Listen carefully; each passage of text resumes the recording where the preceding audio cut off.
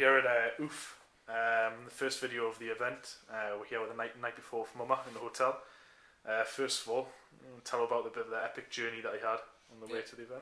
Yeah, well, my journey started in Gothenburg, going to the airport in Sweden. Sweden is quite big, so it was like a 6-hour bus drive going to the airport. We slept at the airport hotel, went with the plane this morning, and we couldn't land at Charleroi as we were supposed to, so we went to Liège or something, and from there we couldn't get a train or a cab, so we were like stuck there for approximately 3-4 hours. But then one of the riders over at Tech9 helped us to get here in Antwerp, and we were really happy for that. Thank you, Bobo. Yeah, I mean, you also when you got here, you guys didn't mess around. You went straight down to the Outpost centre to try and get some practice in. I mean, how's the setup going for the LAN? Is it pretty much ready or? No, well, we went down there to the airport, and well, it's in a basement, and in the basement we only found some people playing cards. We saw some computers and we saw some screens, but not like it didn't look ready for an event yet. But I hope they fix that in the morning. I hope for no delays. But if you're gonna set up an event like the same morning, I mean, I kind of expect delays, but of course I don't hope for them, because yeah, that wouldn't be good for anyone.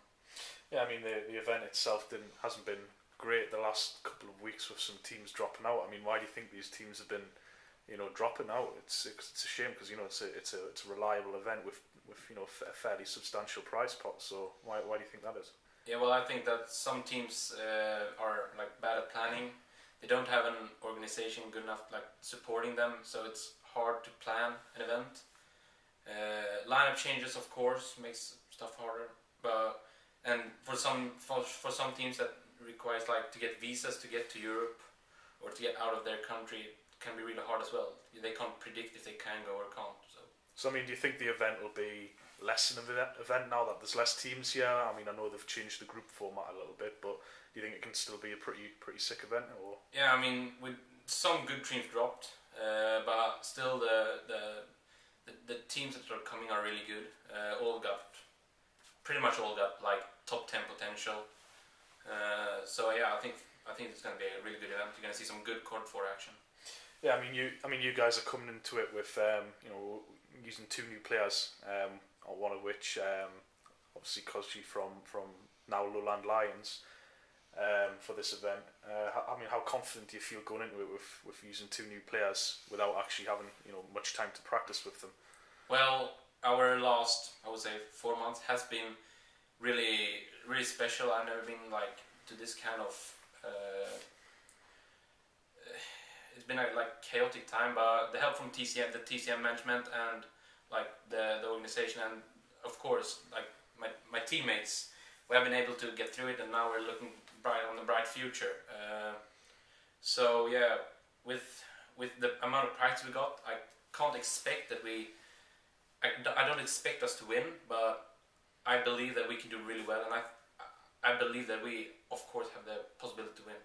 I mean, obviously, with such little practice time, it's tough to do that. But I mean, how have the roles changed now that you've got the 2 new guys in? I know there's a notable absence of a scope in there.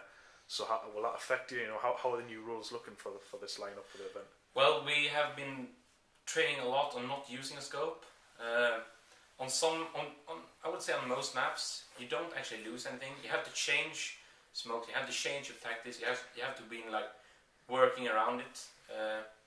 And I think that we're actually really, really strong with the tactics, and we feel confident with it. We've always been like playing a fast game, aggressive kind of play style.